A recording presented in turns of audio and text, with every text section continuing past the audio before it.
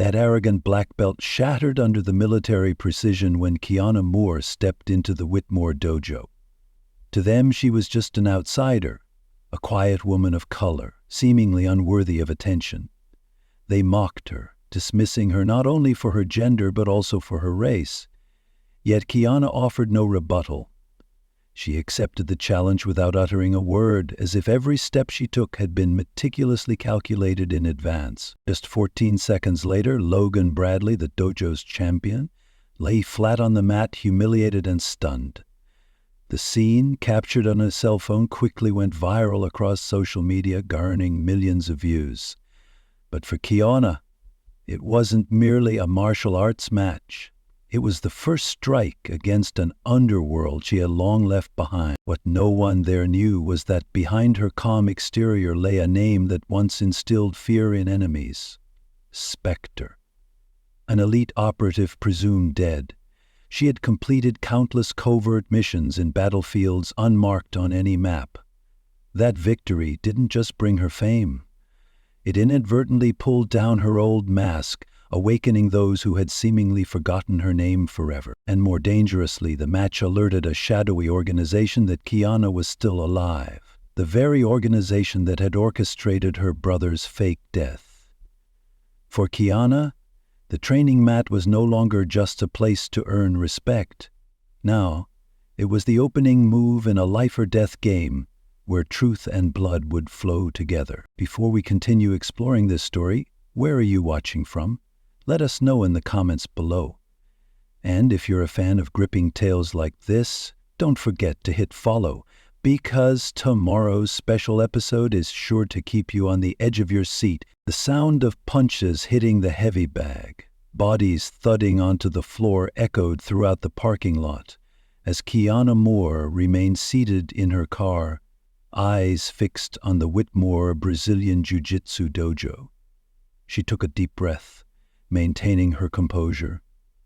Dressed in a simple black hoodie and gray sweatpants, nothing flashy, nothing elaborate.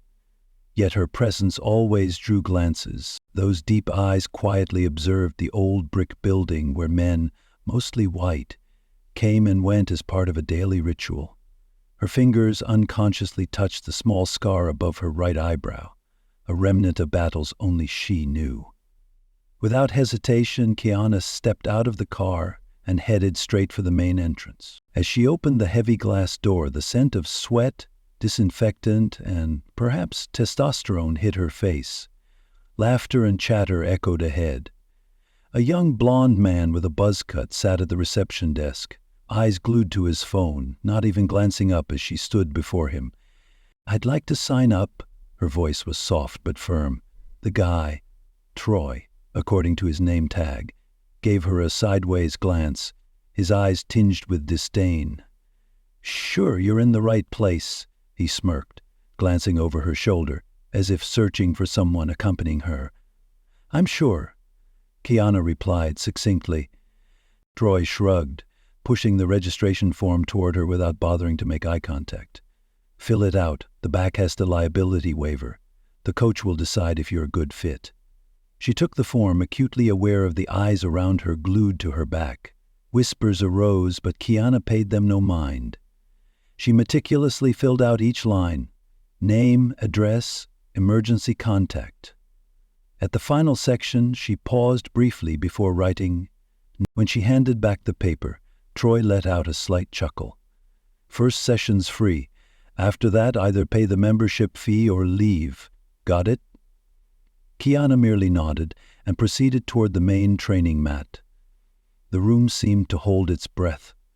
20 pairs of eyes fixed on her, as if awaiting or challenging. The mat was crowded with men in white, blue, and purple gis, mostly white, blue, and purple belts, ranks of youthful arrogance and untested confidence.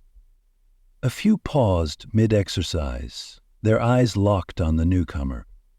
"Lost, sweetheart," a voice called from the back of the room, followed by mocking laughter. A burly, bearded man with a blue belt nudged his neighbor, as if he just delivered a top-tier joke. Kiana didn't respond. She stood silently at the edge of the mat, her gaze unwavering. A stocky man with a buzz cut and a solid midsection wrapped in a black belt slowly approached. Kiana recognized him. Coach Whitmore, the face she'd seen on the dojo's website. He strode as if the entire room was a stage meant solely for him.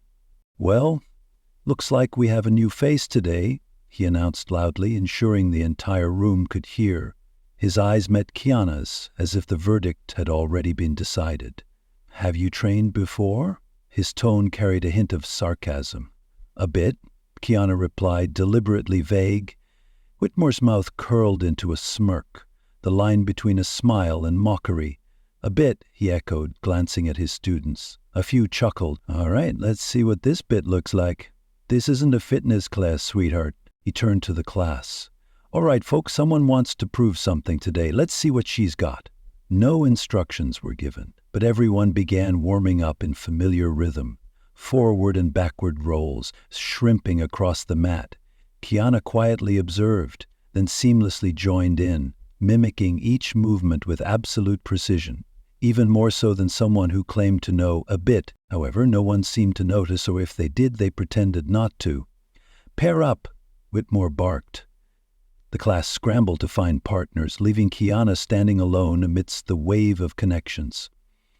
"Troy," he called to the young man at the reception desk who had just joined the class, "go guide our new friend here."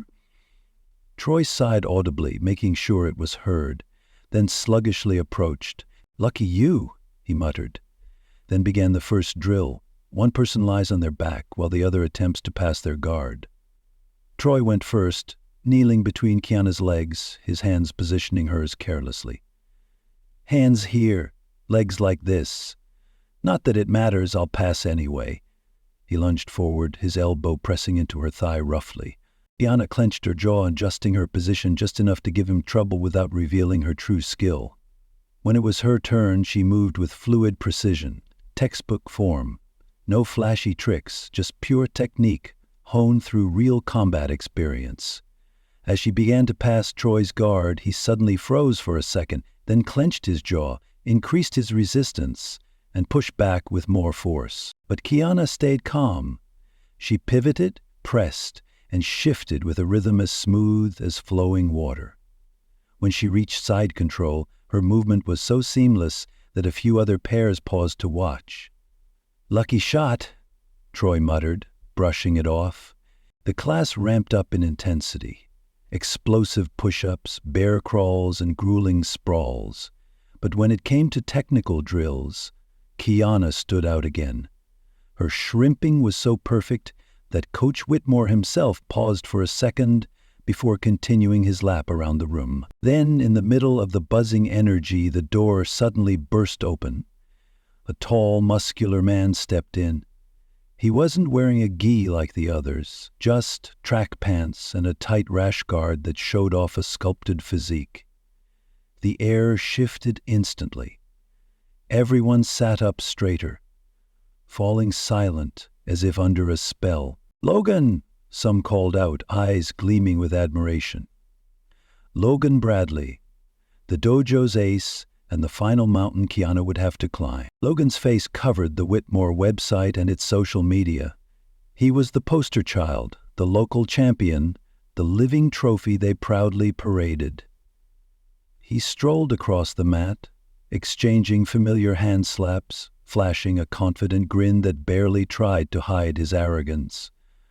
But when his eyes landed on Kiana, Logan hesitated for a beat, then deliberately scanned around her, as if expecting someone else.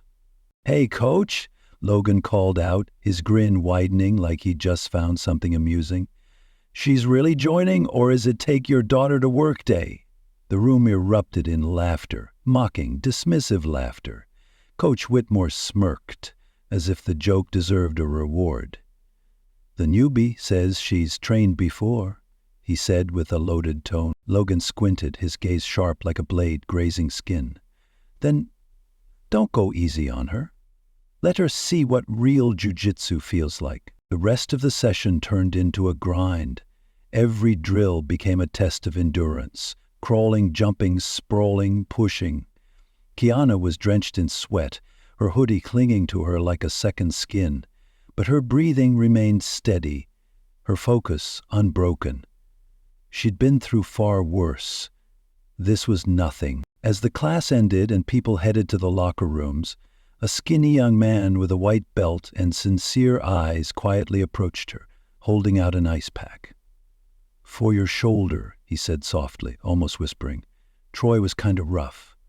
He glanced around nervously, like he didn't want to be seen. "My name's Cody?" Kiana nodded. Cody smiled faintly, then added in a near whisper, "You did really well today. No one says that to people who look different around here." Kiana raised an eyebrow. "Different?" Cody swallowed. "I mean, not like their usual buddy-buddy crowd." He nodded toward the ranking board on the wall, listing students by internal rank. There wasn't a single woman in the top 20. A silent message that spoke volumes. They joke about it sometimes. It sucks. "I get it," Kiana replied curtly. "You coming back?" Cody asked, eyes hopeful, but before she could answer, a voice cut in from behind. "A princess making friends with the rookie?" Logan approached, toweling off his neck, eyes locked on Cody with thinly veiled menace. Just being polite," Cody stammered, shrinking back. "Yeah, real polite," Logan muttered, then shoulder-checked Cody hard as he passed, nearly knocking him over. After showering and changing, Kiana walked past the men's locker room.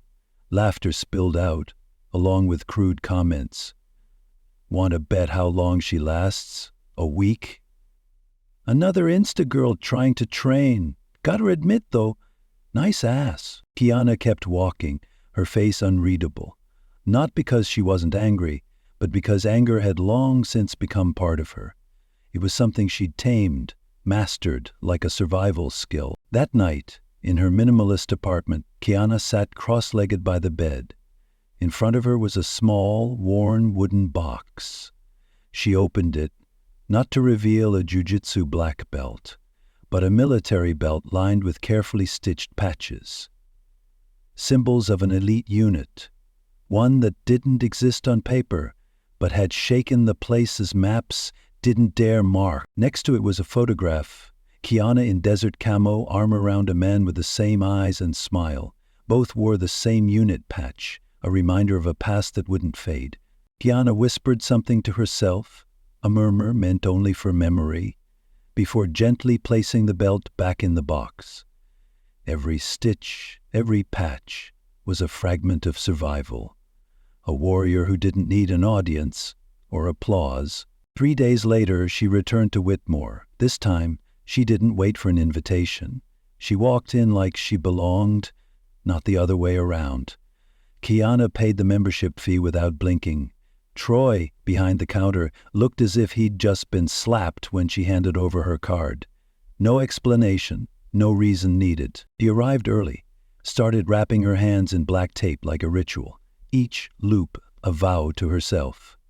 She controlled her breath, kept her mind sharp as a blade, as others trickled in. Coach Whitmore appeared, Logan trailing behind like a favored shadow. Whitmore's eyes narrowed when he saw her. "Back again?" he said, voice tinged with warning.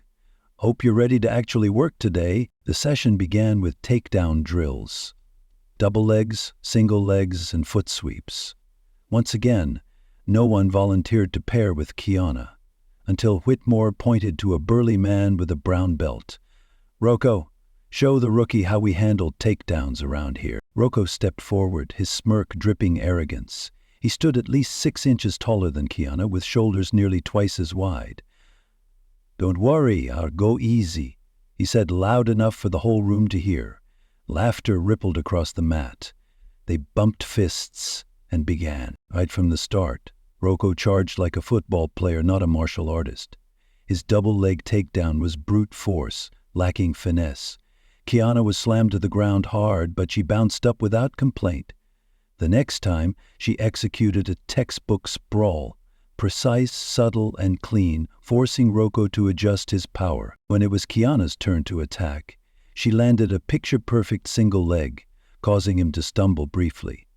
Rocco responded with brute strength, lifting her off the ground and slamming her down with no mercy. "That's not technique," Kiana said quietly. "But it works, doesn't it?" he shot back, eyes full of challenge. The class transitioned to ground grappling. Coach Whitmore demonstrated an armbar from guard, then let the class drill. "Remember," he called out, "control is key. Let your partner know when there's pressure. Nobody wants a broken arm." His eyes passed over Kiona before adding, "Well, most of us. Anyway." Paired with Rocco again, Kiana was immediately on defense. He took top position and quickly isolated her arm. Technically, his movements were correct, but his execution felt more like he was trying to dominate an enemy. He yanked on the arm bar, a smug smile spreading across his face like he'd just won a real fight. A jolt of pain shot through Kiana's elbow, but she didn't tap. Instead, she performed a flawless escape, rotating, slipping her arm free from a lock that would have trapped most beginners. Rocco froze, stunned, then scowled. "Just lucky," he muttered. They reset. This time Kiana took bottom position. She applied the armbar as Whitmore had instructed. Controlled, precise, and with just enough pressure. Rocco tapped. "Again!" he barked. They went 3 more rounds. Each time he grew rougher, more aggressive. But each time Kiana answered with maddening precision, peeling back layers of his ego with every move. Have you ever met someone like Rocco? Someone who relies on power instead of skill? How did you respond? By pushing back or by letting your results speak for themselves? Share with us, because the way you handle arrogance says a lot about your character. During the water break, Logan quietly approached Coach Whitmore. They exchanged hushed words, Logan's eyes locked on Kiana the entire time. The coach gave a subtle nod, his expression unreadable. As practice resumed, he raised his voice. "We're moving on to live sparring. Logan and Daniel, demo round." On the mat, Logan and Danielle, a purple belt, assumed their stances. But it was clearly a performance, not a match. Logan dominated from start to finish, ending with a slick submission that drew nods of approval from the class. "Now for the fun part," the coach said, his eyes deliberately landing on Kiana. "Logan, give the rookie a taste of a real sparring round." "Gladly, coach," Logan grinned, stepping onto the mat with visible eagerness. Kiana followed, face expressionless. They bumped fists to start, and Logan charged immediately, ramming his shoulder into her collarbone. A muffled grunt escaped her lips. "That's what hesitation gets you, sweetheart," the coach called out from the sideline, his tone openly mocking. Logan quickly gained control. But as he transitioned to tighten his hold, Kiana's body made tiny, almost imperceptible adjustments. Nothing flashy, nothing obvious, but enough to force Logan to use more strength than he expected. A flicker of frustration crossed his face. He pressed harder.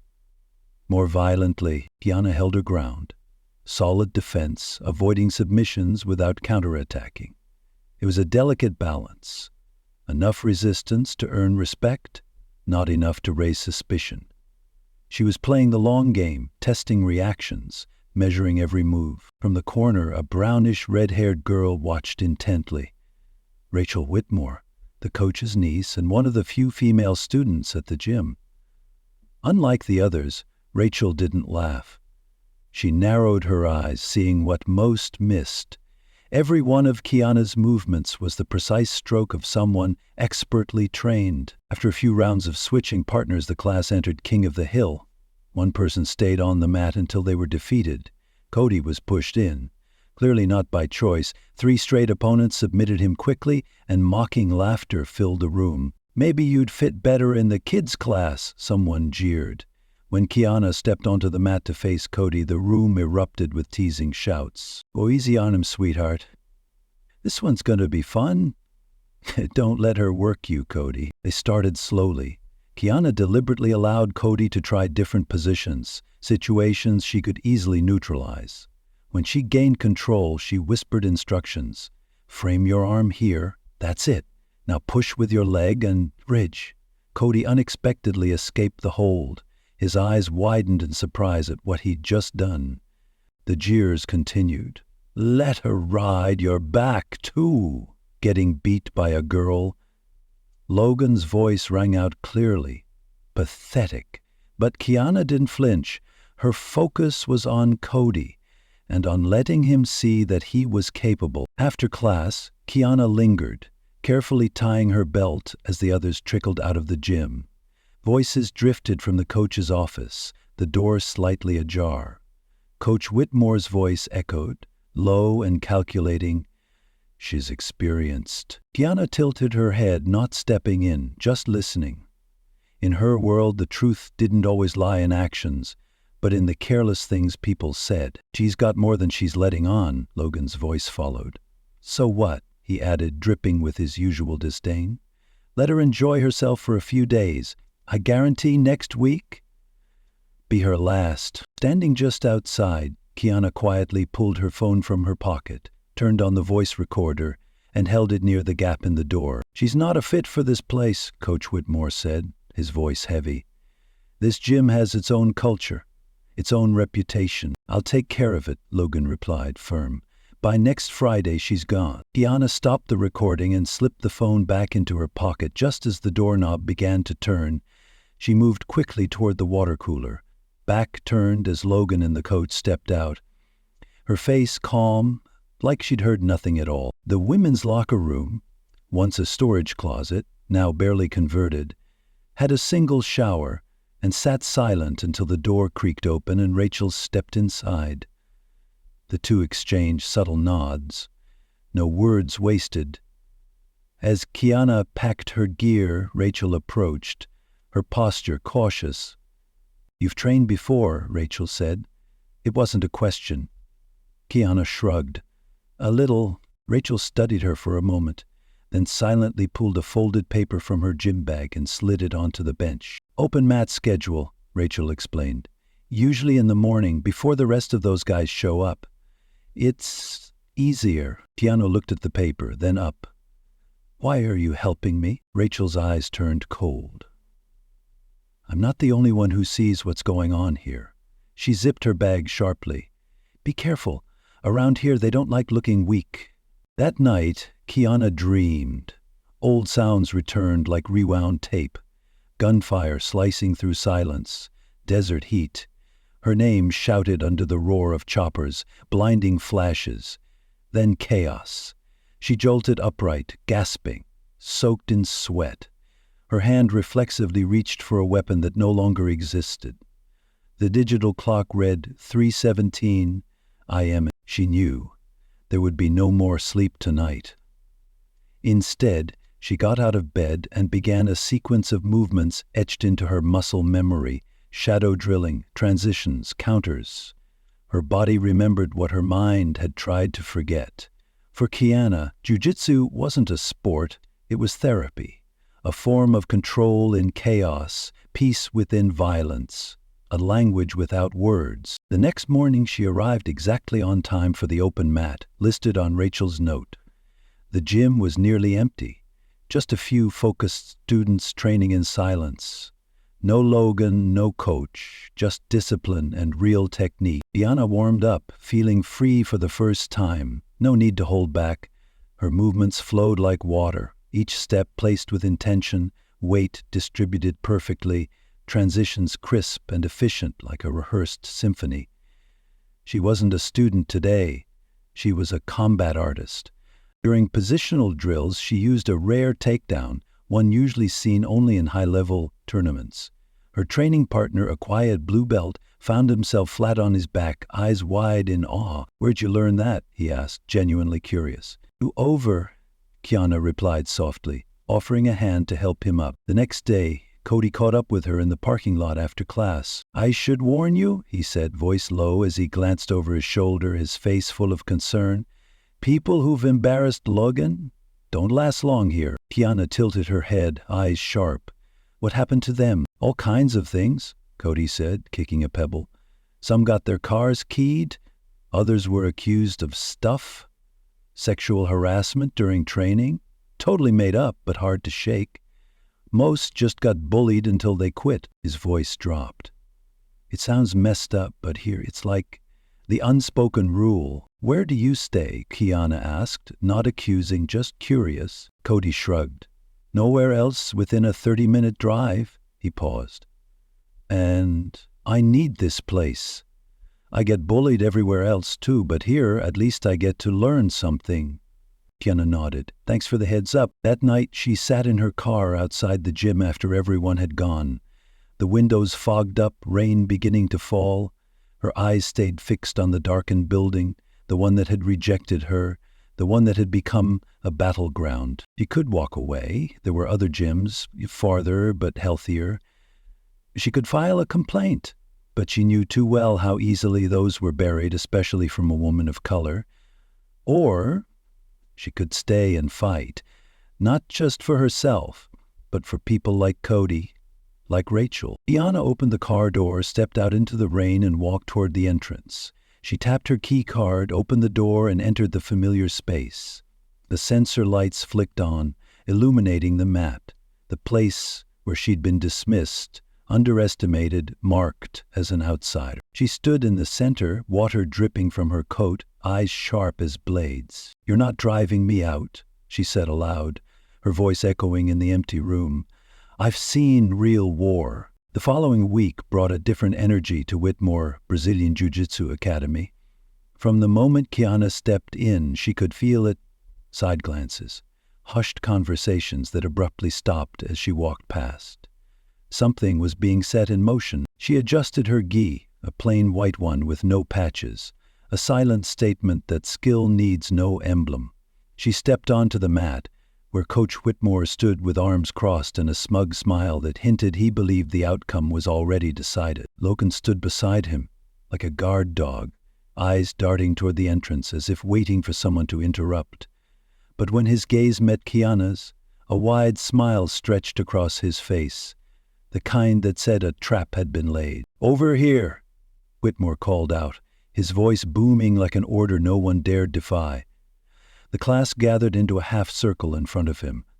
Kiana stood at the edge, feeling the distance, not just physical, but an invisible line drawn between her and the rest of them. "Today's a special one," the coach said, scanning the room like a general before battle. "Every so often we need to test ourselves, see where we stand." His eyes landed squarely on Kiana. "And find out who really belongs here." A ripple of excitement passed through the group. Just a few feet away, Cody shot her a worried glance. "Challenge day," Coach Whitmore announced, stirring buzz among the senior students, their energy shifting like wolves sensing blood. "For those who don't know," he continued, his voice echoing in the tight space, "this is a tradition at our academy." He paused for dramatic effect. "We pair up and push ourselves. The real fighters take on the rest." Logan stepped forward, rolling his shoulders like he was prepping for a slaughter. "Been too long since we had one of these, Coach." "Exactly," Whitmore nodded, then turned his full attention to Kiana. "This is a great chance for our newcomer to figure out where she stands." He let out a mock sigh. "Hopefully no one ends up crying from a choke." The room burst into laughter. It wasn't loud, but it spread like wildfire. Logan laughed first and loudest, as if this show had been scripted just for him. Whitmore smirked, then rubbed his chin theatrically. "You know what? Let's make it more interesting." He walked toward Kiana, stopping just close enough to invade her space. "What do you say, Ms. Moore?" he asked, his tone a blend of amusement and challenge. "You've been showing up working hard. You think you've got what it takes?" Kiana looked him dead in the eye, unflinching. "Depends on the stakes." Whitmore's eyes gleamed with a dangerous kind of humor. "Simple. You go one-on-one with our best." He snapped his fingers toward Logan, who immediately puffed up like a peacock. "We'll match. If you win, you get a full-year membership, free of charge. And if I lose?" Kiana's tone was flat. "If you lose," Whitmore grinned wide, "you find another gym. One more suited to your..." The room fell silent. No further explanation was needed. The veiled threat was clear. Logan stepped up, his shadow falling across Kiana. Scared, she looked from Logan to Whitmore, then back. The trap was obvious. A public challenge, an enticing reward, but the risk?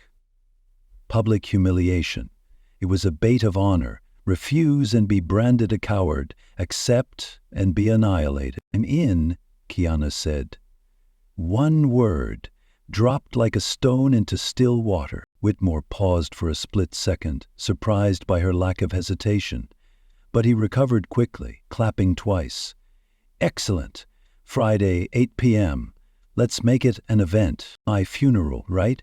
Kiana replied coldly, quoting the exact words Logan had once whispered when he thought no one was listening. Logan's brow twitched, but he forced a grin. 14 seconds, sweetheart. You won't last." The mood of the class shifted instantly. Tension crackled in the air. Clusters of students whispered like gossip spreading in a storm. Kiana caught snippets, some planning to bring friends to watch, others placing bets. The fight was no longer personal. It had become a dojo-wide spectacle. As she packed her gear to leave, her eyes landed on the bulletin board. Coach Whitmore was taping up a freshly printed flyer, the text bold and clear. The big challenge, Logan versus Kiana. The flyer was rushed but deliberate, the headline screaming, "Come watch Logan Bradley defend Whitmore's honor against all challengers." The word challengers had been crossed out and replaced in handwriting with women, scrawled in crude sarcasm. Below was a vulgar cartoon, unmistakably mocking Kiana as crushed on the mat. The women's locker room door swung open as Kiana was changing. Rachel entered, her face tense. "Don't do it," she said immediately, skipping pleasantries. Kiana kept packing. "Too late now." "You don't understand," Rachel said softly, even though the room held only the two of them. "My uncle, the coach, he never plays fair. To him, this isn't about Jiu-Jitsu anymore. It's about power." "I figured that out on day one," Kiana replied, unfazed. "No." Rachel shook her head, her voice urgent. "I mean, he'll do anything to win. Logan once dislocated someone's shoulder during a challenge match. Another time, someone's water was tampered with. They threw up before even stepping on the mat." Rachel stepped closer. Real concern etched across her face. "I grew up around men like my uncle. They change the rules the moment they think they're losing." Kiana zipped her bag and stood up straight, locking eyes with Rachel. "So did I." Her voice was low. Not a complaint, but a fact forged in fire. Rachel studied her for a long moment. "There's more to you than you let on, isn't there?" Kiana didn't confirm. She just slung her bag over her shoulder, her gaze steady. "See you Friday." That night, in the cold dark of the parking lot, Cody stood waiting, hands stuffed in his pockets, breath rising in visible puffs. When Kiana approached, he spoke shyly. "I was thinking, if you want, I could help you train before Friday." He looked down, embarrassed. "I'm just a white belt, but I've watched Logan train 100 times. I know his go-to moves, his habits." Kiana tilted her head, evaluating him. "Why are you helping?" Cody glanced at the ground and murmured, "Because what they're doing is wrong." He hesitated, then blurted, I've been collecting evidence. Screenshots of messages, recordings from the locker room, just in case something happens. So there's proof." Kiana raised an eyebrow, genuinely surprised. "That's risky." "Yeah, well," Cody shrugged, then offered a small, firm smile. "Pretty sure I'm not the only one sick of their crap." The days leading up to the fight passed under a thick cloud of tension. The challenge had stopped being just another spar. It was now an event. Flyers popped up all over the gym, each more mocking than the last. Logan even posted a hype video online. A line from it was repeated everywhere by the students. 14 seconds, she's maxed out. Kiana avoided it all. She trained alone. At dawn, when the gym was empty, just her and a few of the truly dedicated. Her movements didn't need to be flashy. Every step, every balance shift, every transition was the product of Years of quiet, deliberate training. This was no longer a match between two fighters. It was a clash between two worlds. No more restraint. When no one was watching, Kiana let her real technique speak. Her shadow stretched long across the wall like it was dancing. Each movement crisp and decisive. Transitions, escapes, submissions. Her muscles responded like an orchestra playing a well-known score, shaped by thousands of hours on mats far away from here. On Wednesday night, as Kiana was training alone, the front door creaked open. She stopped, eyes locking on the figure who entered. A tall, older black man in plain clothes, sweatpants and a gray t-shirt. He wasn't wearing a gi. His hair was short and graying, and a scar traced down his jawline. When their eyes met, something unspoken passed between them, a deep recognition, like two veterans crossing paths in peacetime. He nodded once, then quietly left without stepping onto the mat. The weight of that nod lingered even after he disappeared. The night before the fight, Kiana's apartment was silent. She sat cross-legged before a flickering candle, its flame casting shadows over the photo and open wooden box beside her. In the photo, Kiana and her brother wore desert uniforms, arms around each other, their younger faces still carrying a trace of innocence under a burning sky. "Tomorrow, you'll see me again," she whispered, brushing a finger along the edge of the frame. Then she closed her eyes and began to breathe in rhythm. A meditation passed down from nameless instructors, masters who lived in the shadows and trained warriors never meant to be known. Friday arrived like a ritual of pain.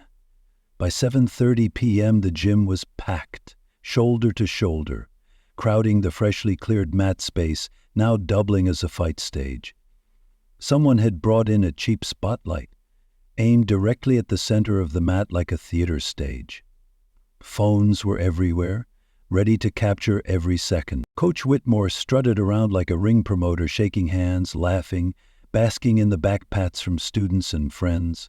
He wore a black polo with the Academy logo and had his black belt tightly tied, though he had no intention of stepping on the mat. "Where is she?" someone shouted as the clock neared 8. "Bet she ran off. $50 says she's too scared to show," another voice chimed in. The door swung open. Logan entered to a wave of cheers and clapping. He wore a custom rash guard with bold lettering across the back. Queen Slayer. He looked supremely confident, slapping hands with anyone who reached out. "Let's get this over with," Logan declared, cracking his neck. "I've got a party to get to. The only submission I care about tonight is from the blonde waiting there." Laughter erupted, spreading through the room like a wave.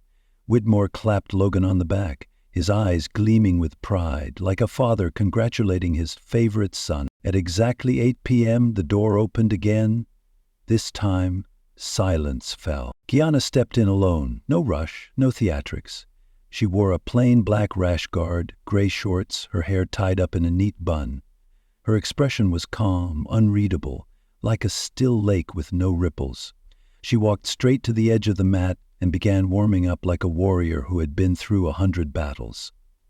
The room stayed quiet, not just out of anticipation, but something else. There was a strange shift in the air. Maybe it was the way she walked in.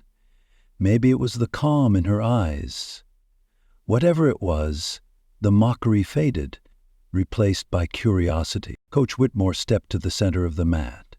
"Ladies and gentlemen," he began, like a ring announcer hyping a main event. "Welcome to Challenge Night," he shouted, like the shot of a starting gun. The crowd roared.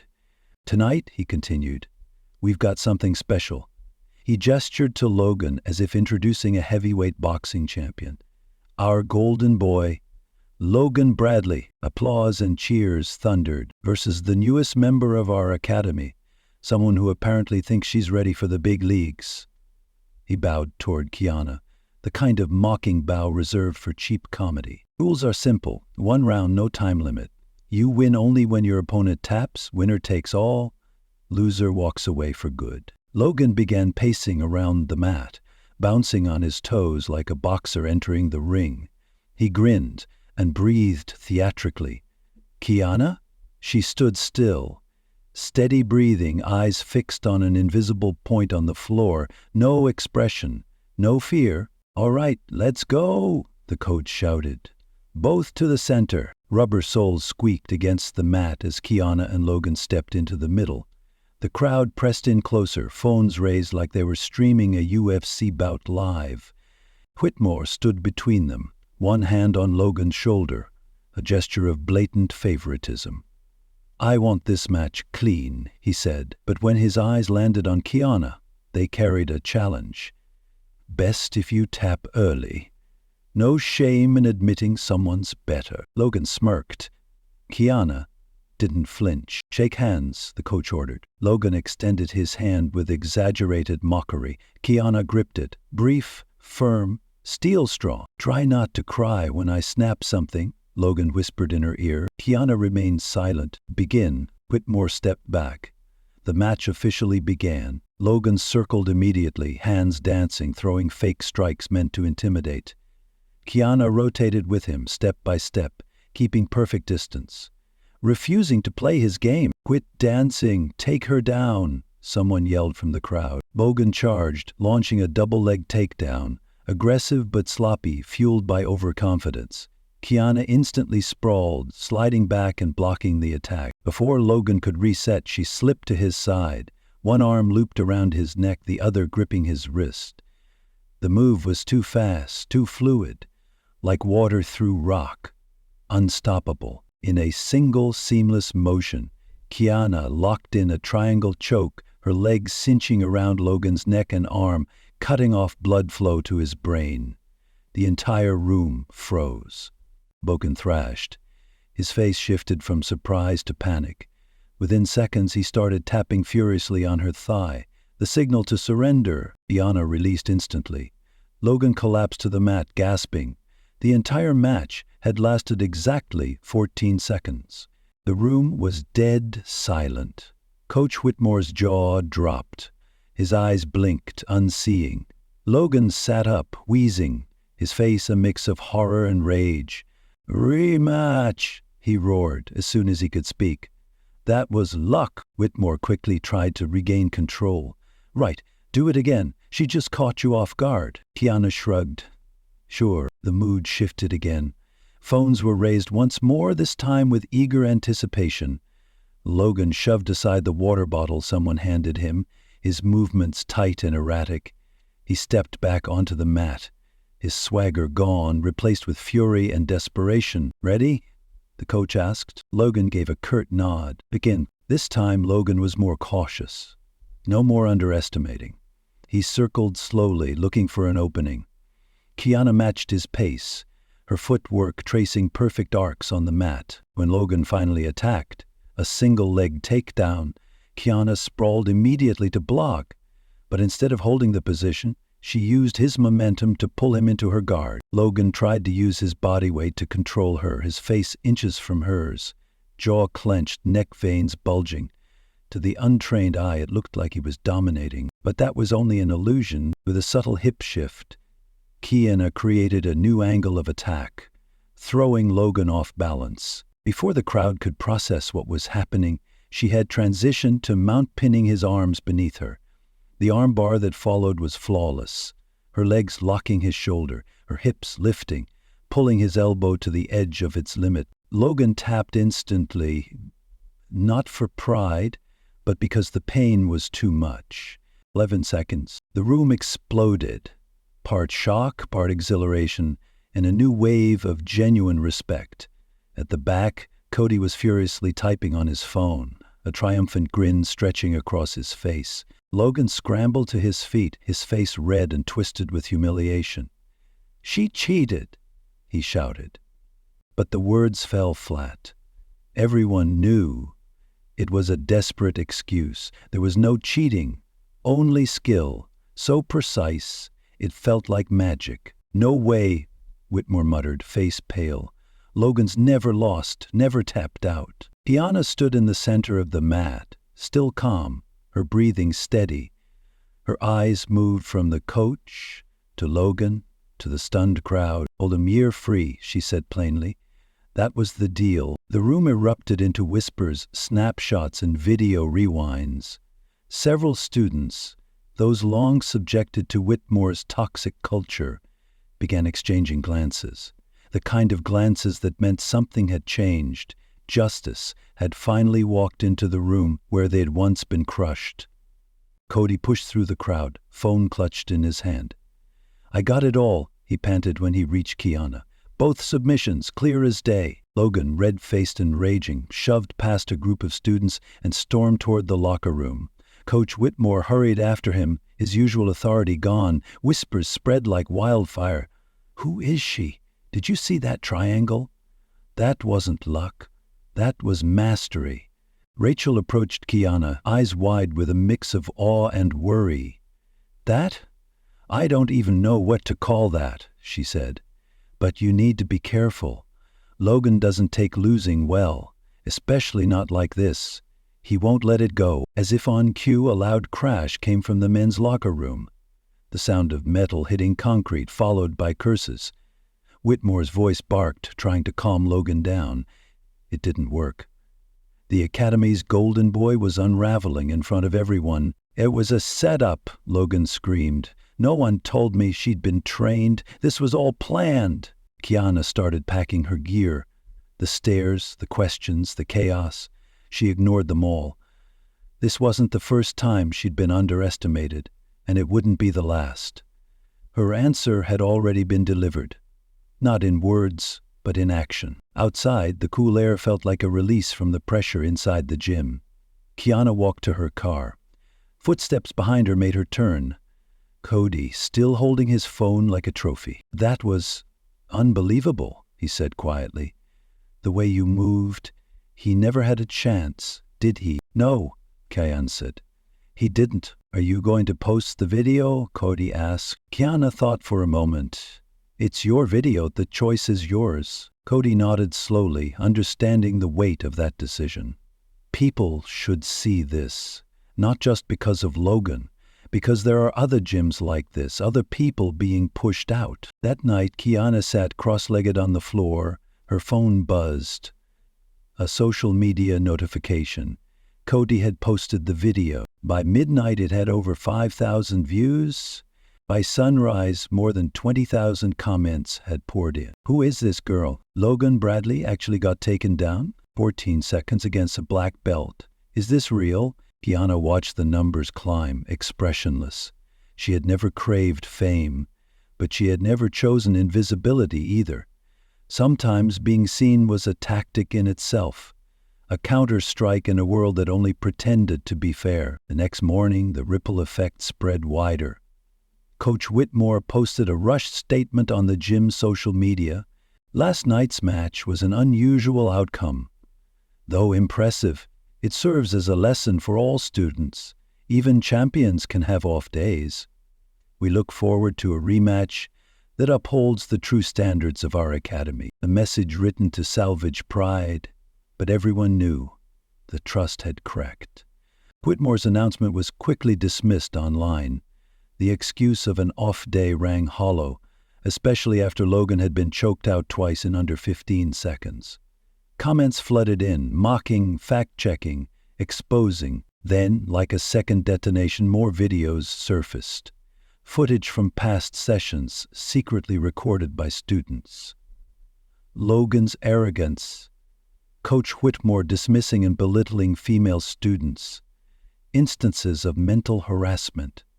Injustice disguised as authority. One user even edited together a montage, a toxic highlight reel juxtaposing Logan's smug 14-second sweetheart right before cutting to him frantically tapping out. That morning, when Kiana arrived early as usual, the energy inside the gym was completely different.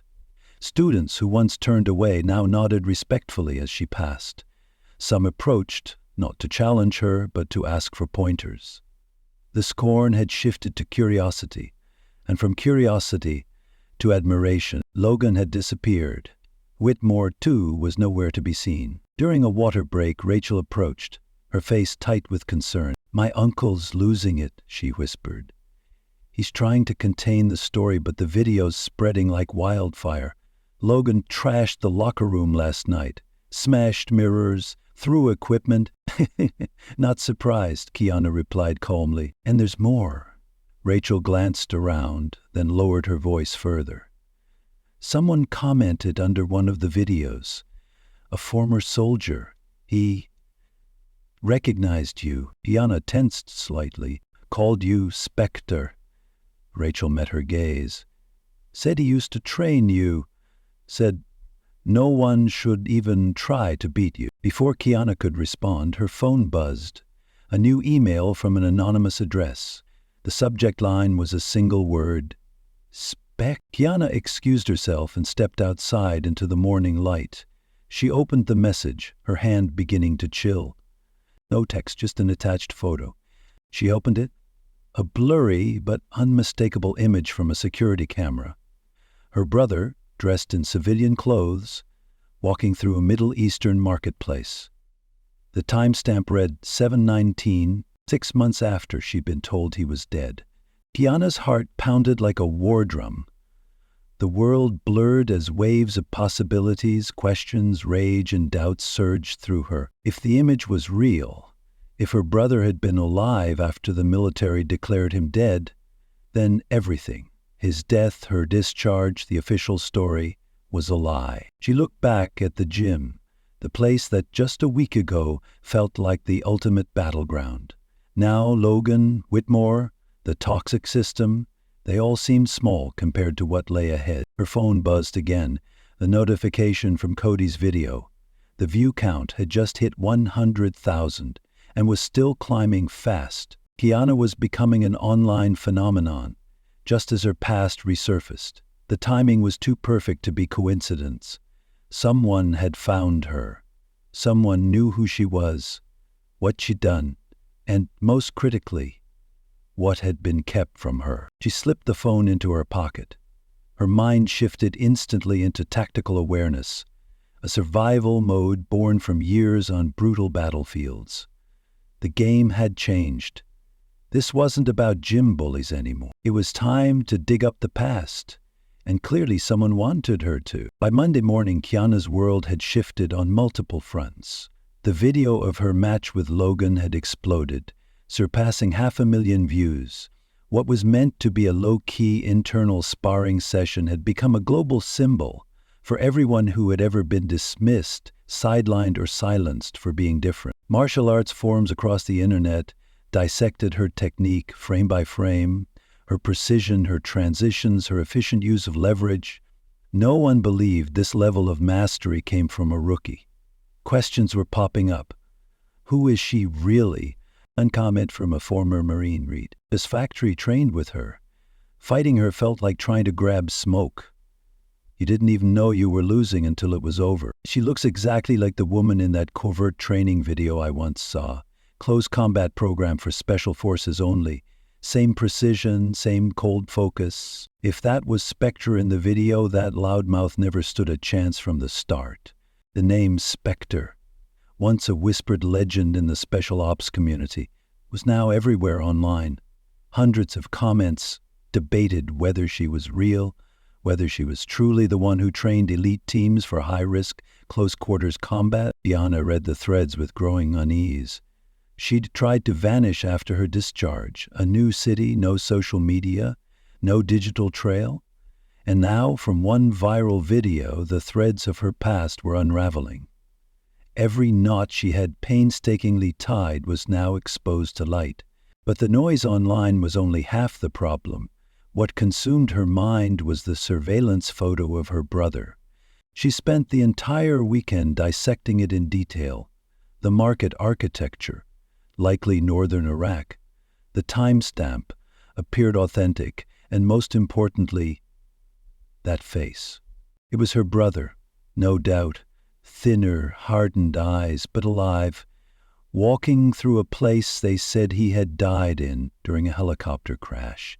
The question for you is, if you were Kiana, what would you do with this information? Hunt for the truth, or live quietly and let the past stay buried? Someone wanted her to know this truth. The question was, why now?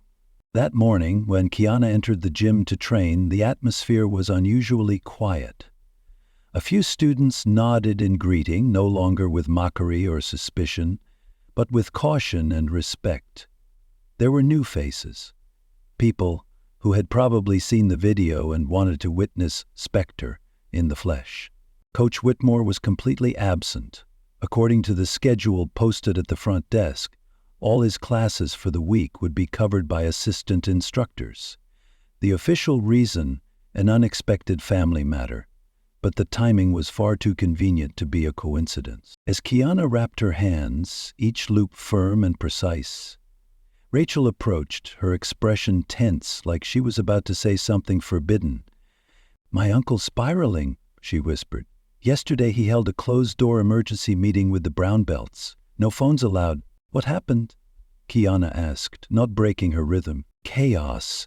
He kept ranting about taking back control and loyalty to the team. Rachel shook her head, clearly disillusioned. "Even some of the brown belts are starting to question him now. They're asking why he let Logan go that far, why he turned a blind eye to the bullying." Kiana simply nodded. She had no interest in the gym's internal politics. What she was dealing with now was much bigger. "Logan's been suspended," Rachel added. "Officially for mental health recovery, but it's obvious they're trying to smother the scandal." "Because of the video?" Kiana asked. "Not just that. He threatened Cody in the locker room. Said he'd make him regret posting it." Kiana's eyes shifted slightly. "Is Cody okay? Or now?" "But Logan's unraveling. He's convinced the two of you plotted against him. Keeps saying you destroyed everything." After Rachel left to teach the morning class, Kiana's phone buzzed nonstop. Notifications from local news stations requesting interviews, podcasters extending invites, 2 women's self-defense organizations offering speaking engagements. She declined them all, with polite brief replies. She had never sought the spotlight. Later at a cafe after training, Cody still looked euphoric. His phone lit up constantly with video alerts. "You're turning down some golden opportunities," he said, lifting his coffee. "I'm not here to be famous," Kiana replied, voice even. "I'm here to find the truth." Cody blinked, his excitement turning into confusion.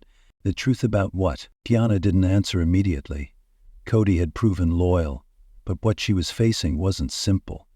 Her military record and the possibility her brother was still alive touched on classified operations, units that only existed in redacted files. "It's complicated," she finally said. Cody leaned forward, whispering seriously. "I found something." He slid his laptop across the table toward Kiana. "I've been digging into the military backgrounds of Jiu-Jitsu coaches. Look at this." On the screen was a restricted access forum, clearly not meant for civilians. Somehow Cody had hacked his way in. Recent discussion boards were flooded with headlines like "Confirmed Spectre is back" and "Project Emberlight resurfaces." "This Project Emberlight keeps popping up," Cody explained as he scrolled. "From what I've pieced together, it was a covert training unit, specializing in psychological warfare, fused with high-level close-quarters combat." Kiana kept her face calm, but her heartbeat quickened. Project Emberlight, a program classified at the highest level, a joint initiative between elite units designed to create operatives capable of infiltrating hostile territory without backup. Her brother had been the first selected. 6 months later, it was her turn, partly for her raw talent, but mostly because the two of them operated together like a perfectly coded machine. On paper, the project never existed, and now it was being discussed openly on a forum Cody had risked breaking into. "You shouldn't be browsing this kind of stuff," Kiana said, gently pushing the laptop back. "Some of the people in there don't take kindly to civilians poking around." "Too late?" Cody shrugged. "Besides, they're talking about you. Don't you want to know what they're saying?" Before Kiana could answer, her phone buzzed, a text from an unknown number. "Check your car." She stood immediately, excusing herself, every sense on alert. The parking lot looked calm, but as she approached her vehicle, it was clear.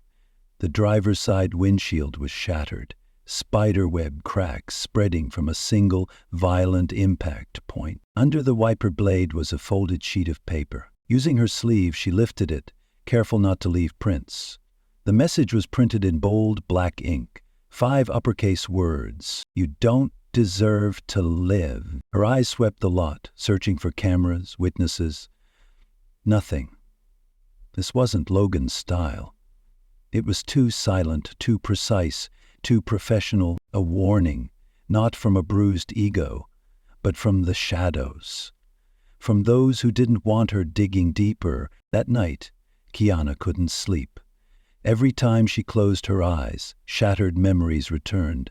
Fragments of her final mission in Syria, the ambush, the moment she was separated from her brother, the chopper explosion, the perfect cover for something far bigger. In the haze of half-dream, she could hear his final transmission, his voice trembling, but still commanding, "Evacuate now." "That's an order, Kiana." She had refused. She couldn't leave him behind. The second blast came before she could react. When she awoke, she was in a field hospital in Turkey. The casualty report was brief. No body recovered. Area too hostile to return. Do you believe in an unconfirmed death? Kiana had once accepted her brother's fate because the alternative was too brutal to consider. If he hadn't died, then it meant she had left him, that she could have saved him if she'd done something differently. But now, with that surveillance photo in hand, a new possibility cracked open her carefully guarded beliefs. What if it had all been orchestrated? What if his death was staged? Who wrote that script? And why? The next morning, Kiana drove over 40 miles out of the city to a nameless house with no address, no markings, the residence of James Griggs, a retired intelligence officer, the man who once served as her handler in Project Emberlight. Griggs answered after the third knock. Time had etched lines into his face. His hair was graying, but his eyes, still sharp, guarded, knowing. "Took you long enough," he said, stepping aside to let her in. The living room was minimalist to the point of emptiness. A couch, an armchair, a wooden table buried under military history books. No family photos, no personal touch. Griggs had never really left the shadows. "You just kicked a hornet's nest," Griggs said as he poured black coffee into 2 plain mugs. 14 seconds, impressive, but doesn't scream lying low. "I didn't come because of the video," Kiana replied, accepting the cup. "No," Griggs said. "You came because of your brother." Kiana pulled out her phone and opened the surveillance photo. Griggs glanced at it, showing no surprise, as if he'd been expecting this moment for years. "Is it real?" she asked, voice ice cold. Griggs set his mug down. Exhaled slowly. "Yes." That one word hit like a punch to the chest. She had suspected, hoped, feared, but now it was truth, and that changed everything. "How long have you known?" she asked. "I suspected from the beginning," Griggs admitted. "The recovery operation was shut down too fast. The paperwork was too clean. When your name showed up in an unauthorized resurrection database, about 18 months later, I was sure." "Unauthorized resurrection?" Kiana repeated. "Internal term," Griggs explained. "Refers to operatives reactivated without going through official channels, usually after being declared dead or discharged. Your brother's name was flagged in a system I still have access to." "Who authorized it?" Her voice dropped for the first time. "Am I fake his death? Why lie to me?" Griggs looked her straight in the eye. "Leverage," he said simply. "You were the greater asset. Better instincts, more adaptable, harder to manipulate. But that also made you a liability. They couldn't control you. And your brother? He was your weakness. I'm guessing they separated you two, faked his death, then used him as a bargaining chip to ensure his obedience for whatever they needed." Kiana fell silent. "Who are they?" she asked. Griggs smirked. "Now that's the real question, isn't it? Project Emberlight was officially shut down after your brother's death. But people like you, like him, aren't erased that easily, I guess." Griggs continued, his eyes darkening. "A splinter group from the old system. Private contractors with deep government ties. They're exploiting your skill sets. Only now no one's watching. I have to find him, Kiana said, unwavering. And that's exactly what someone wants, Griggs replied. Think about it, Kiana. Why send the photo now? Why wait until you're a viral sensation? Someone's pulling strings. They set the board, and you've just started to play. That night, Kiana sat alone on the mat at Whitmore's gym. She used her keycard to enter after hours, needing space to think. Discovering the truth about her brother had changed everything. What started as a simple desire to train and regain balance had morphed into a storm, conspiracy, the past, and a future clouded with uncertainty. She tied her belt with the precision of a soldier heading into battle. There was something grounding in the ritual, something solid. Whether orchestrated or accidental, the ghosts of her military life had returned, just as she lifted her head above water. The video had outed her. To allies and enemies alike, "They want me gone," she whispered into the empty room. "But I'm still here." She stood, eyes sweeping across the space that had once humiliated her. And later, witnessed her triumph. Now it's my turn to make noise. The following week sent shockwaves through Whitmore Brazilian Jiu-Jitsu Academy. Enrollment surged. People from all over the city showed up to train at the gym where Spectre had appeared. Coach Whitmore remained absent, with rumors swirling that he was locked in meetings with lawyers, trying to salvage his crumbling reputation. Kiana stuck to early or late training hours, avoiding the crowds, staying focused on her own path. The surveillance photo and Griggs's revelation had changed her. She was sharper now, more alert. She knew she'd been pulled back into the light, and whatever came next wouldn't be easy. One evening, while drilling transitions alone, she felt eyes watching her. She turned to see Rachel at the edge of the mat, dressed in a gi, eyes full of determination. "Can I train with you?" Rachel asked. Kiana nodded. Rachel stepped onto the mat and bowed, a gesture often skipped at Whitmore's, but for Kiana it was sacred. "I want to see what you're really capable of," Rachel said, taking a defensive stance. "This time, don't hold back." Kiana raised an eyebrow. "You sure?" "Absolutely." What followed wasn't a typical sparring session. It was a demonstration. Rachel was skilled, a legitimate purple belt with solid technique. But against Kiana, she stood no chance. Every move Rachel attempted was shut down before it fully formed. Every defense unraveled, as if her opponent could read her mind. Kiana moved like she was painting, with her body, precise down to the millimeter, always a step ahead. After 20 minutes, Rachel tapped for the 6th time. She lay back on the mat, breathless, exhausted, but her eyes wide with awe. "Now I believe it," she gasped. "Believe what?" Kiana asked, offering a hand to help her up. "You're not just some ordinary person. Not someone who accidentally took Logan down. You're something else entirely. You're not normal," Rachel said, her eyes still locked on the mat as if replaying the moments that had just happened. The two of them sat side by side at the edge of the mat, drinking water in the comfortable silence that only follows a genuine challenge. After a moment, Rachel was the one to break it. "There's something I need to tell you," she said, lowering her voice. Kiana turned toward her and gave a slight nod, recognizing the weight in Rachel's tone. "It's about my uncle, Coach Whitmore." Kiana didn't speak, but her gaze was enough to prompt Rachel to continue. "I think he's involved in something way beyond just running a toxic gym." Rachel glanced toward Whitmore's office, ensuring they were still alone. "Last week I went in there looking for athletic tape and found a burner phone in his drawer. It wasn't locked." Kiana's alertness rose instantly. "You shouldn't have looked." "Maybe not," Rachel agreed. "But I did." Her voice hardened. There were messages. One mentioned someone named Colonel Avery talking about money transfers, scheduling meetings. At first I thought it was drug trafficking, but then she paused, her eyes flickering. "I'd heard stories about an Avery in MMA circles, like an urban legend. A guy who placed bets on fights that never made it onto official records." Kiana's expression didn't change, but inside every alarm bell was ringing. Colonel Marcus Avery, the name no one from Emberlight ever forgot. Former head of the program, a man whose ambition bulldozed morality. If he was communicating with Whitmore, this wasn't a coincidence. "Rachel, be careful," Kiana said. "If you're right about this, these are not people who like being found out." "Too late," Rachel replied, her voice dropping. "I've been watching too long." She looked Kiana in the eye.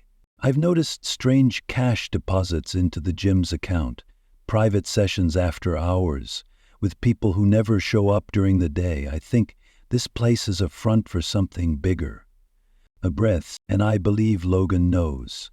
That's why my uncle always covered for him, no matter what he did." The pieces in Kiana's mind began to align. Strategic location, solid security, odd operating hours.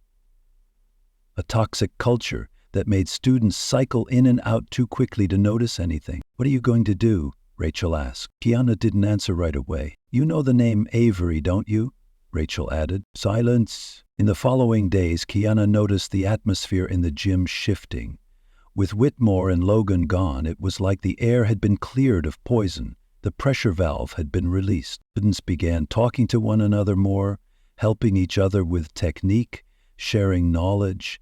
A natural rebalancing began, without orders, without manipulation. During that time, Kiana spent more time with Cody, the kid who had once been the target of bullying, now becoming an unexpected cornerstone.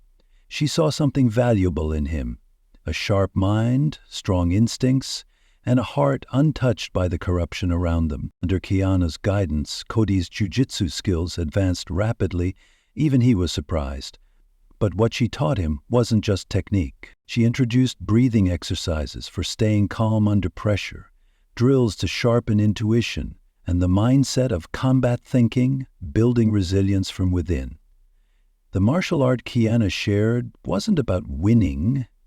It was about surviving, about taking control in chaos. "Where'd you learn all this?" Cody asked after a grueling session, sweat still clinging to him, eyes alight with excitement. "Experience," Kiana answered briefly. "Military experience." "Special forces, right?" Cody pressed.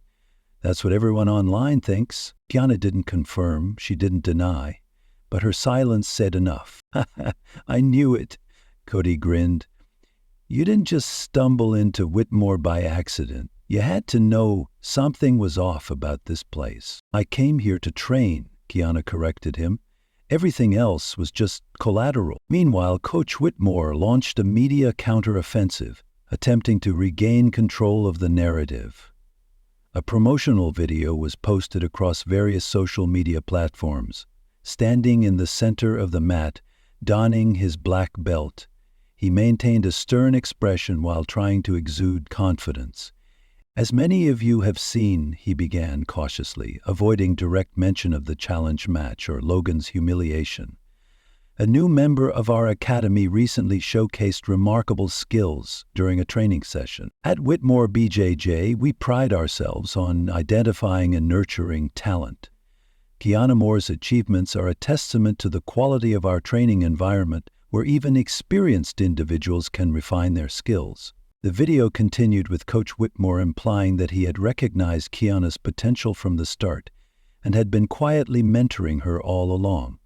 The online community wasn't buying it. Comments flooded in, pointing out numerous inconsistencies between his statements and previous videos. Many reposted screenshots of old posts where he had openly mocked women in combat sports. His damage control efforts were backfiring. The next day, Cody delivered a counterblow, a fully edited version of the challenge match video, this time including the original audio, both before and after the fight commenced. Coach Whitmore's voice rang out clearly through millions of speakers nationwide. "Let's see if someone like her can hold up against the real deal. Hope she doesn't cry when Logan teaches her a lesson. He needs to learn some respect. No woman walks into my gym and disrespects what we've built here." The new video spread even faster than the original. But this time, the accompanying wave was even larger. People began serious discussions about gender toxicity in martial arts, racial barriers in combat sports, and the abuse of power by coaches. Within days, a major MMA equipment brand, a longtime sponsor of Whitmore, announced it was ending its partnership with the gym, citing a conflict of values. Several veteran students also publicly stated they would be training elsewhere moving forward. The carefully constructed reputation of Whitmore's gym was crumbling piece by piece. At the same time, rumors about Kiana Moore's true identity were spreading like wildfire across social media. A former Navy SEAL appeared in a YouTube documentary titled "Who is Spectre?", where he spoke about a top-secret close combat program that once recruited one of the youngest women of color in U.S. Special Forces history. Though he didn't name her, the implication was unmistakable. Spectre is real, he looked straight into the camera. I've seen her take down guys twice her size using techniques that looked simple, but were impossible to counter. It was like fighting someone who could read your mind 3 moves ahead. The world now, or at least the loudest corners of the internet, believed they knew who Kiana Moore was. For someone who had lived quietly for years, being thrust into the spotlight should have been terrifying, but Kiana didn't feel fear. She saw opportunity. If her reemergence was a calculated move to draw her back into a game orchestrated by Colonel Avery, then she could use this attention to force him into the open. She just needed to stay one step ahead, understanding his true objectives, before he realized she was playing her own version of the game. On Thursday morning, another anonymous email arrived. Unlike the previous one, which only contained an image, this time there was a message. Want the truth? Come find it yourself. Attached were GPS coordinates pointing to a location nearly 3 states away. By basic intelligence protocols, this was an obvious trap. But if there was a chance her brother was being held or hidden nearby, then caution became a luxury. As Kiana studied the approach route, her phone rang. "Have you seen the news?" he asked immediately, skipping any pleasantries. "Coach just announced he's selling the gym. Says he's pursuing new opportunities aligned with his expertise." "Convenient timing," Kiana remarked coolly. "That's not all. He's leaving town tonight." Rachel overheard him booking a flight. YouTube. The pieces in Kiana's mind snapped into place. Kiana clenched her jaw, adjusting her stance just enough to challenge him without revealing her true technique. When they switched roles, she moved gracefully, textbook perfect. No flashy tricks, just pure technique, honed through real-world experience. As she began to pass guard, Troy hesitated for a moment, then clenched his jaw, increasing resistance and continuously countering, but Kiana remained composed. She pivoted, applied pressure, and moved with a fluid rhythm. When she achieved side control, it was so smooth that several other pairs paused to watch. "Just got lucky," Troy panted, brushing it off. The class continued with increasing intensity, explosive push-ups, bear crawls, and grueling sprawls. But during the technique drills, Kiana stood out. Her shrimping movements were so flawless that even Coach Whitmore paused for a second before continuing around the class. Then, amidst the energetic atmosphere, the door suddenly swung open. A tall, muscular man entered. He wasn't wearing a gi like the others, just athletic pants and a tight rash guard that showcased his sculpted physique. The room's energy shifted instantly. Everyone sat up straighter, captivated. "Logan," a few voices called out, eyes gleaming with admiration. Logan Bradley, the gym's ace and the final mountain Kiana needed to conquer. Logan Bradley's face adorned the gym's website and social media. Its proud symbol, local champion, the living trophy they flaunted. He strode across the mat with familiar high fives, a radiant smile, and unabashed self-assurance. But when his eyes met Kiana's, Logan paused briefly, then deliberately scanned the room as if searching for someone else. "Hey, Coach!" Logan called out, his grin widening as if he'd just discovered an entertaining opportunity. "Is she really joining, or is today bring your daughter to work day?" The room erupted in laughter, a chorus of mockery and disdain. Coach Whitmore smirked, as if the joke deserved applause. "The newbie claims she's trained before," he said, his tone dripping with insinuation. Logan squinted. his gaze as sharp as a blade grazing skin. "Then don't go easy on her. She needs to learn what real jiu-jitsu feels like." The remainder of the session turned into an ordeal. Each drill became less about technique and more about physical exhaustion. Crawling, jumping, bear walks, pushing. Kiana was drenched in sweat, her hoodie clinging to her, but her breathing remained steady, her gaze unwavering. She had endured far worse. This was nothing. As the class dispersed, students trickled into the locker rooms. A young slender man with sincere eyes and a white belt approached her, offering an ice pack. "For your shoulder," he murmured, almost whispering. Troy was rough. He glanced over his shoulder, as if fearing being seen. "I'm Cody. Whitmore isn't merely fleeing. He's being extracted. This is a military Malay cleanup. Colonel Avery is erasing traces, retrieving assets that could pose a threat to him. This means the email containing the coordinates isn't just a trap, it's bait. My ass, F Congress Gove." "Buddy," Kiana said deliberately, "I need to leave here. It could be dangerous." "It's about the coordinates in the email, right?" Cody responded immediately, causing her to pause briefly. "How do you know about that?" she asked, unable to hide her surprise. "I set up a tracker for anonymous addresses after you received the photo of you and your brother," Cody admitted, a bit hesitantly. "I set an alert. If anything unusual came up, I'd know right away. Under normal circumstances, accessing someone else's email would be unacceptable. But this wasn't a normal situation. Cody's actions, though overstepping boundaries, demonstrated undeniable skill, and more importantly, unwavering loyalty." "Yes, it's those coordinates," Kiana confirmed. "I'm leaving tonight." "You can't go alone," Cody protested. "It's clearly a trap." "Exactly," Kiana nodded. "But it's also the only lead I have." Upon returning to her apartment to pack, Kiana found Rachel waiting at the door. Her eyes reflected a mix of determination and fear. A resolute yet uncertain expression. "Called me," Rachel said immediately. "He said you're tracking Colonel Avery. I'm coming with you." "No way," Kiana replied, unlocking the door. But Rachel followed her inside, as if she'd already made up her mind. "My uncle is involved in this. I need to know how deep the corruption goes." "Warning me was enough," Kiana said, pulling a duffel bag from the closet. "This isn't a jiu-jitsu tournament, Rachel. The people I'm about to face, they're not just dangerous. They kill without hesitation." "Then I'm dangerous too," Rachel replied, her voice trembling slightly. "Besides, I can drive. 3 states is a long haul. Switching drivers will be safer than you going nonstop." Before Kiana could argue further, there was a knock at the door. Cody appeared, backpack slung over his shoulder, looking unsurprised. "I figured you'd try to sneak off alone," he said, stepping inside as if it were routine.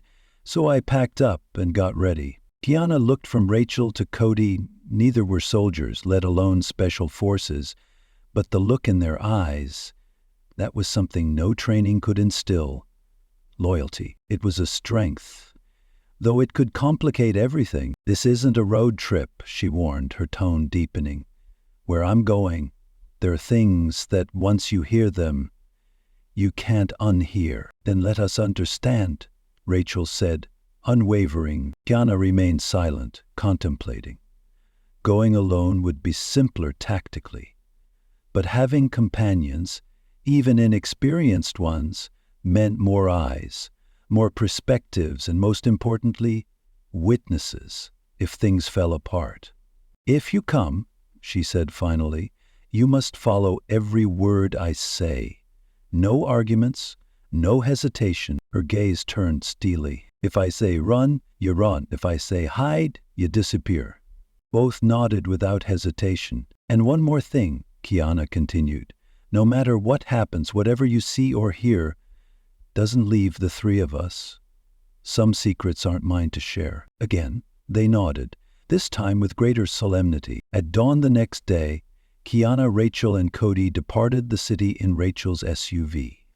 Their destination, coordinates leading to an area marked on the map as a decommissioned military facility.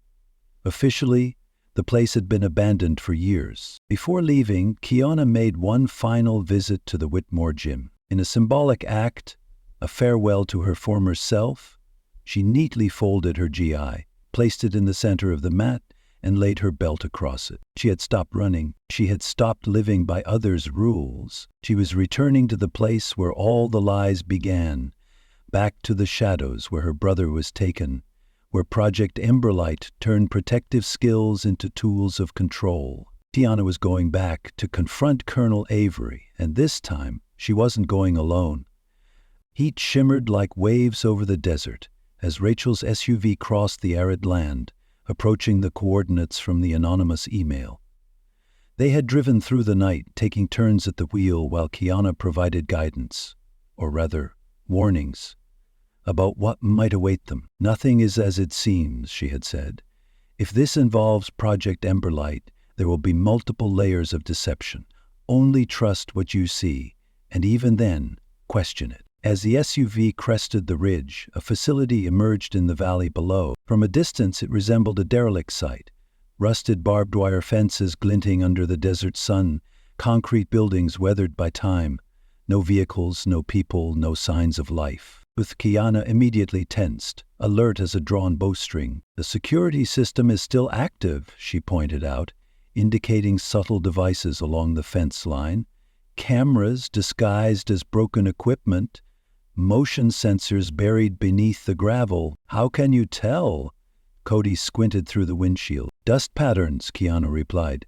"There are signs of regular disturbances, and this place must have a power source." He directed Rachel to park the vehicle behind a large rock formation about half a mile from the main gate. From there, they observed through binoculars Kiana had brought along. "Now what?" Rachel asked after nearly 20 minutes of silence. As if in response, a section of the fence near the main gate slowly retracted, revealing a wide pathway. No alarms, no guards. "They're inviting us in," Kiana said, her voice devoid of emotion. "It's an obvious trap," Cody exclaimed. "Exactly," Kiana nodded. "But a trap also reveals the trapper's intent, and right now, that's all we have." They approached the gate, Kiana leading, with Rachel and Cody following a few steps behind, adhering to her instructions. The gate remained open, silently beckoning them into a place that, on paper, had never existed. As they crossed the threshold, the gate closed behind them, smoothly, as if well-oiled, yet echoing ominously in the stillness. Their footsteps crunching on gravel echoed clearly. Ahead stood the main building, a 3-story concrete structure with narrow windows resembling scrutinizing eyes. The entrance was a plain metal door, unmarked except for a few faded yellow stripes along the base. Before they could get closer, the door swung open. A man stepped out. He was dressed entirely in black. Tactical boots, cargo pants, a fitted t-shirt revealing muscular, tattooed arms, weathered by sun and time. His face was hardened, eyes concealed behind sunglasses. Despite standing in the building's shade, in the glaring desert sunlight, the trio approached the heavy steel gate of the abandoned military facility. Kiana led, her sharp gaze scanning every minute detail. Rachel and Cody followed, anxious yet resolute. A man in tactical black gear appeared, his deep, commanding voice resonating. "We've been expecting you, Spectre." Kiana's expression remained stoic. "Who's we?" The man smirked. "Those who remember Project Emberlight." He glanced at Rachel and Cody. "They weren't part of the invitation." "They're with me," Kiana stated firmly. The man nodded, then turned to lead the way. They entered the building, where dim lighting and cool air starkly contrasted the outside heat. Their footsteps echoed on the concrete floor as they passed long corridors with doors leading to empty rooms, or ones filled with outdated equipment. Descending into the basement, the atmosphere shifted. The lighting brightened and the air felt fresher. They passed a room filled with old surveillance equipment. Kiana paused before a bulletin board displaying an old photograph.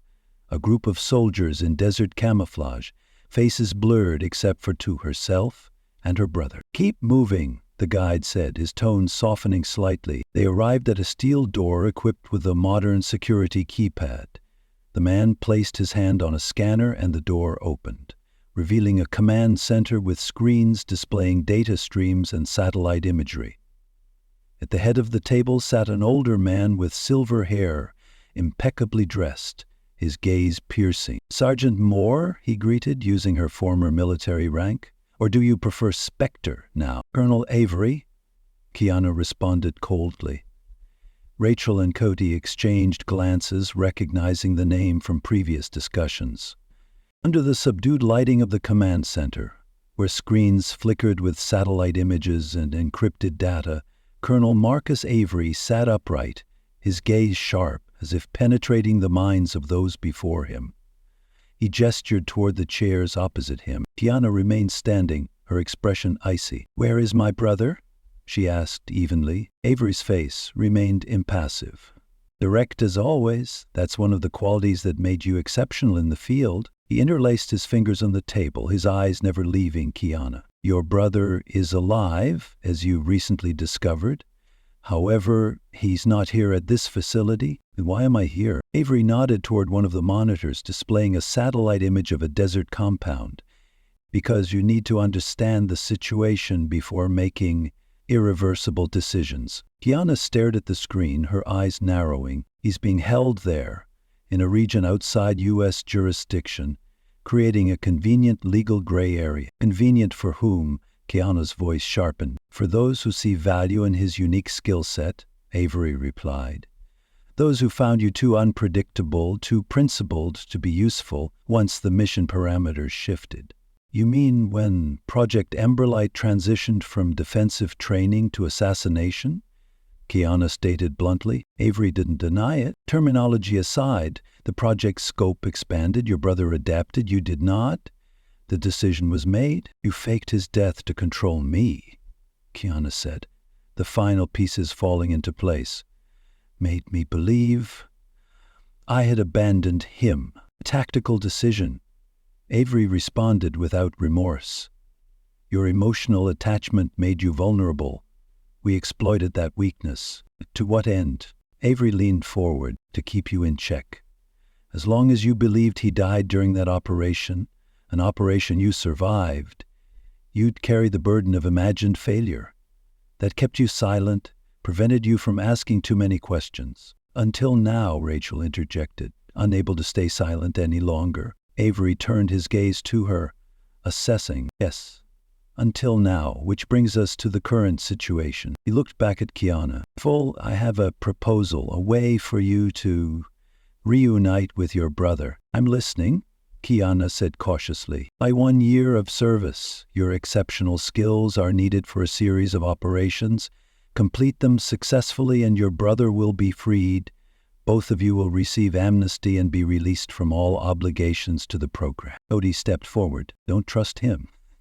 "This is exactly what I refused." "I refuse," Kiana interrupted, her voice steady. Avery frowned. "Consider carefully, Sergeant." Kiana met his eyes unflinchingly. "I have considered, and I choose freedom, not chains disguised as salvation." In the dim light of the command center, Kiana stood tall, her icy gaze fixed on Colonel Marcus Avery. When he offered her a chance to see her brother again in exchange for a year of service on dubious missions, she responded firmly, "I refuse." Her calm demeanor masked the turmoil within, not fear, but the realization that the betrayal had gone too far. Avery raised an eyebrow, his tone hardening as he played his final card, implying that Rachel and Cody were issues to be addressed due to their knowledge. The veiled threat hung heavy in the air. But he had miscalculated. Kiana was no longer the old Spectre, obedient, trusting in hierarchy and blind loyalty. She stepped forward, eyes locked on the man who had manipulated her life. In an instant, chaos erupted. 2 agents near the door lunged to restrain Rachel and Cody. Simultaneously, Avery reached to trigger the alarm. Kiana moved like a whirlwind, striking one agent's throat, sending him collapsing, then sweeping the other's legs, toppling him onto his comrade. She surged toward Avery, seizing his wrist before he could act. Commanding Rachel and Cody to retreat, she extracted a keycard and a small hard drive from Avery's jacket. Potential evidence or a lead to her brother's location. Or more agents stormed in. With no time to hesitate, Kiana shoved Avery backward onto the table and turned to face the new adversaries. She flowed like water, precise, ruthless, efficient. Two were subdued with joint locks. A third swung a baton, which he dodged effortlessly. The fourth was repelled with a metal chair. Meanwhile, Rachel and Cody escaped into the corridor, Kiana close behind, using the key card to lock the steel door from the outside. Tension filled every corridor as the alarm blared. The trio sprinted through the maze of aging concrete, heading toward a service tunnel that led to a secondary exit. Though they hadn't yet glimpsed daylight, all three sensed it. Their true journey was only just beginning. Emerging into the blinding desert sun, they burst from the tunnel, breaths ragged, hearts pounding. Footsteps thundered behind them, growing louder, a countdown to an inevitable confrontation. Sweat streaming, Cody struggled to keep pace, while Kiana led, eyes locked on the glimmer of light ahead. They broke free into the open, about 100 yards from the main fence. Rachel's SUV came into view, nestled behind a cluster of rocks, but hope was short-lived. An engine roared behind them. A black armored vehicle surged from a hidden gate, kicking up a storm of dust. Through the tinted windshield, Colonel Avery's furious face was unmistakable. "He's chasing us," Rachel gasped as they neared the vehicle. "Let him," Kiana replied, eyes tracking the armored car speeding past them toward the main road. "He believes he's won, but he's only revealing what he values most." As they climbed into the SUV, Avery lowered his window, shouting a final warning. "You can't deny what you've been trained to be. You belong to me." Kiana watched him coldly, then held up the small hard drive she'd taken from his pocket. "Not anymore." Later, during their journey back, Kiana unexpectedly asked Rachel to pull over. Stepping out, she retrieved a small device from her bag and pressed a sequence of buttons. "What's that?" Cody inquired as she returned. "A remote detonator, standard issue for certain operations." Behind them, explosions erupted, flames engulfing multiple points within the facility. Thick black smoke billowed into the sky. "You just destroyed a government facility?" Rachel asked, a mix of awe and fear in her voice. "No," Kiana corrected. "I just erased evidence of an unauthorized operation on abandoned property." "There's a difference." They continued in silence, each lost in thought. They had confronted a man of immense power and connections, one who now saw them as threats. "What do we do now?" Cody finally asked, as the desert gave way to the cityscape. Kiana gazed out the window, her reflection revealing a resolve forged through trials. "Now we find my brother." 3 days later, the city's skyline emerged as they completed the final leg of their journey home. They had taken a convoluted route, switching vehicles twice and staying in cash-only motels under aliases, adhering to Kiana's stringent precaution. At the National Jiu-Jitsu Expo, an unexpected rematch between Kiana and Logan captivated a large audience. Logan, returning after a long hiatus, was determined to prove himself. Kiana, a symbol of resilience and technique, accepted the challenge, resulting in a match filled with intensity and emotion. The 5-minute point-based bout showcased Logan's evident improvement and Kiana's calm precision. Kiana secured victory by points, but both fighters earned the crowd's admiration. Logan, displaying humility, expressed respect for Kiana and the art of jiu-jitsu. Following the match, Kiana delivered a poignant speech addressing injustices and challenges within the martial arts community. She emphasized the importance of maintaining respect, technique, and community in jiu-jitsu. Her words resonated deeply, inspiring many. In the ensuing weeks, Mat 14 Brazilian Jiu-Jitsu Gym officially reopened under Rachel's management, with Cody's support. The training space was renovated, focusing on community building and technical development. Kiana continued to coach while pursuing the search for her missing brother. One day, Kiana received a photograph of her brother, accompanied by a message containing crucial information. This indicated he was alive and attempting to reach out. The revelation marked a new turning point in Kiana's journey, ushering in a chapter filled with challenges and hope. As Kiana stepped onto the mat at the National Jiu-Jitsu Conference, the spotlight illuminated her. But the true light emanated from the determination in her eyes and the courage in her voice. "I'm here to train, not to prove anything," she began, her voice echoing in the hushed arena. "But sometimes the mat reveals truths we must confront, about skill, about character." She scanned the audience, making eye contact with individuals, forging a connection. "Some systems protect the wrong people for the wrong reasons," she continued. "I've experienced a culture of exclusion, not just at Whitmore but throughout my martial arts journey. Coaches abusing power, students mistaking dominance for skill, and the majority remaining silent, enabling both." She paused briefly, taking a deep breath. "I've fought in silence for too long," she said. "No more. This art deserves better.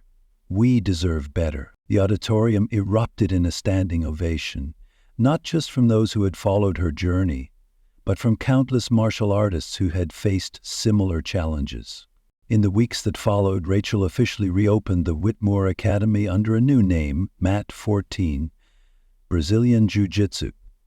The space underwent a complete transformation, walls repainted, toxic messages removed, and a new mission statement prominently displayed: skill, respect, community. Opening day attracted a diverse group of students, many of whom cited Kiana's story as the inspiration for beginning their jiu-jitsu journey. Rachel led classes with a teaching style that emphasized technical understanding over blind obedience, a direct rejection of her uncle's methods. Cody's confidence blossomed. He now taught children's classes, focusing on anti-bullying techniques and fostering resilience. From a timid white belt, he had become an instructor who understood how to build confidence in those who felt small in the face of challenges. One evening, as Kiana finished a session with advanced students, the front desk staff approached with an envelope. "Special delivery," he said. "The sender requested it be handed to you directly." Inside was a single photograph and a handwritten note. The photo showed her brother, healthy and safe, holding a newspaper dated that day. The note contained only one line: "The real game begins." Kiana studied the image, recognizing encoded messages in specific finger positions and the angle of the newspaper. Details meaningless to most, but conveying critical information to someone with their shared training background. Her brother was communicating his location and, more importantly, that he had agency in what was to come. Colonel Avery's arrest had disrupted the operation detaining her brother, creating an opportunity. The real game had begun, but not the one Avery had intended. This was an entirely different contest, where Kiana and her brother would write the rules. The next morning, Kiana sat alone in the quiet meditation room at Mat 14. Sunlight streamed through the tall windows, illuminating the simple space. She wore a white gi, no belt, just the plain uniform symbolizing beginnings and essence. Her eyes were closed, her breathing steady. She focused on what lay ahead. The path forward would not be easy. But for the first time in years, she knew her brother was alive. Avery's operations had been dismantled. The web of manipulation that had bound them both was unraveling. As she opened her eyes, the sliding door opened. Rachel and Cody stood at the threshold, along with several students who had become allies in recent events. They lined up along the edge of the mat, a silent testament to the community forged through shared hardship. Kiana stood, meeting their expectant gazes with quiet determination. "I am not a belt," she said softly, repeating words she had once whispered to herself. "I am not a rank. I am what they tried to bury." She stepped onto the mat as they formed a line behind her, ready to follow her wherever this journey led next. The image held for a moment. Kiana at the front, no longer surrounded by the shadows of the past, but by the light of hard-won connection. In that moment, she was no longer Sergeant Moore or Spectre. She was simply Kiana. Unranked, unbroken, and unbound by others' definitions, Spectre rises. Was it ever about the 14 seconds that made her famous, or the years of silence that made her strong? If this story of latent strength resonates with you, hit like and subscribe for more stories of extraordinary people reclaiming their power in the face of seemingly insurmountable odds.